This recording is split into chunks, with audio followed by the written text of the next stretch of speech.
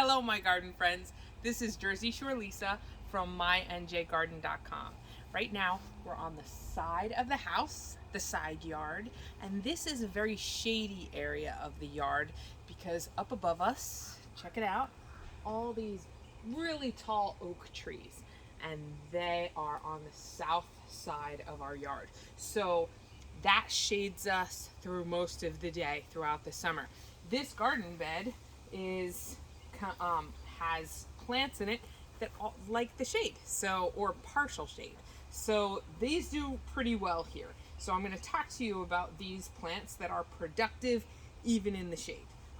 Over here we have some ostrich plume ferns, and those are edible, but they're only edible when they're fiddleheads. So that's when they're little baby ferns and they're coming up like this. You can see one of them is unwrapping itself. So yeah, actually it would be younger than this when you would cut it at soil level, and then you could fry them up in the frying pan and they taste like asparagus.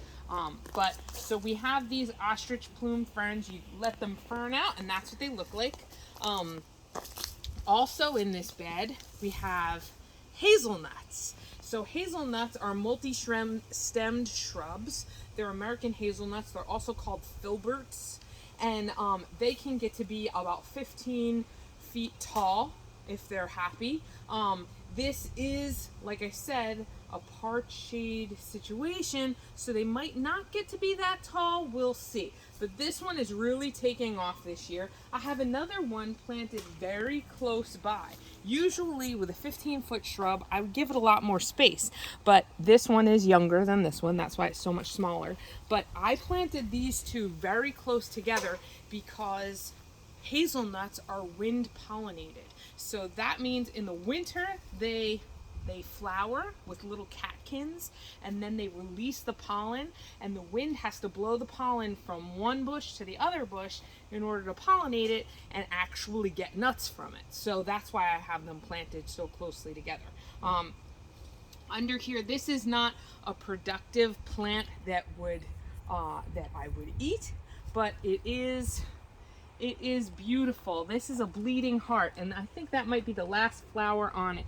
Bleeding hearts do really well in the shade. So that's going to seed, and I'll collect some of that seed to share with my friends. There are little seedlings happening underneath, so I could pot up those little seedlings and create more bleeding hearts. Bleeding hearts do beautifully in the shade. They have very pretty flowers in early spring, and they are perennial, so they do come back every year. Over here, these are May apples, and May apples are also called Mandrake. They are poisonous plants, but they are native to the Northeast United States. All of these plants are native to New Jersey that are in this bed. So they're native to the Northeastern United States. Mandrake or Mayapple exists as a ground cover in shady forest situations, so that's why I have it kind of planted underneath this hazelnut. You can see that it gets to be about 12 to 16 inches tall, and they have these cool umbrella looking like leaves.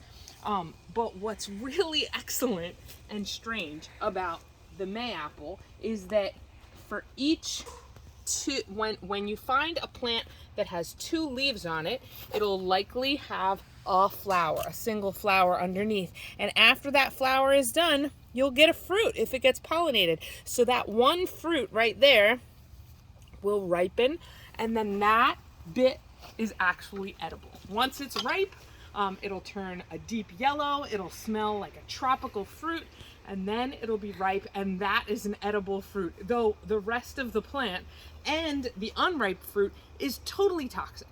I don't think I'm gonna ever eat a Mayapple. I'm gonna leave it for the wildlife, but I know that it's possible. I don't know how anybody found out that that's possible, but it is.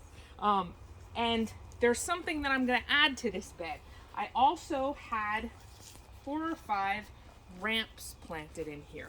Ramps are native wild garlic or wild onions. They're in that same family, and they tend to be over harvested in the wild, so they're fairly rare. But I have purchased 10 bulbs, and I'm gonna plant them. Now, ramps are ephemeral, which means that they come up in early spring, and then after a couple of months, when it starts to get very warm out, when it starts to get the heat of summer, the plants die back, and they'll come up again next year. So you don't want to over harvest the ramps by digging up the bulbs or taking too many of the leaves, because then they'll die completely and they won't come back. So what we want to do is that I did have 4 or 5 of them planted here. I did have 4 or 5 of them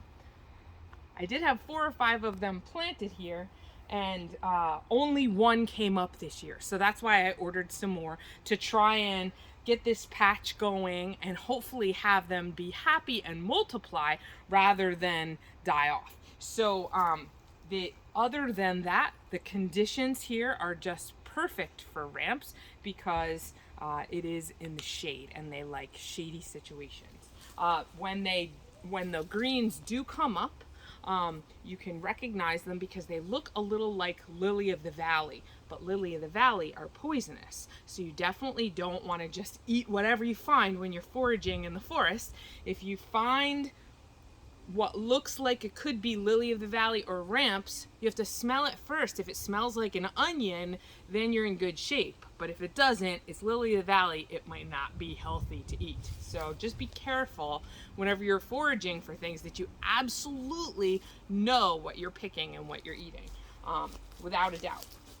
So I marked the space in the garden where the 1 ramp came up, and I'm just going to plant these bulbs all around that spot. Now you can see that the whole stem here is very white, and it starts to tinge a little bit green up at the top. So I'm gonna say that it needs to be that deep, because wherever it was planted before, when the person sent it to me, they were coming up like that. That was all underground. And then this part that's starting to turn green, that's probably what was coming to be above ground. So I'm gonna plant it that deep.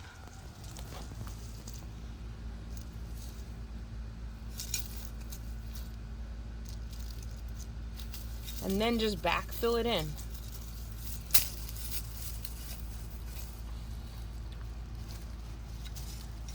And I'm gonna do that with all these ramps, and then I'll have a nice little patch of these guys for next spring to add to my cooking. These are something that are gonna come back every year, hopefully, and give me nutritious, delicious, native food here in my NJ Garden. Thanks so much for watching, everybody. Please leave me a comment, and I'd love it if you would subscribe to the channel. Take care, have a great day, and happy gardening.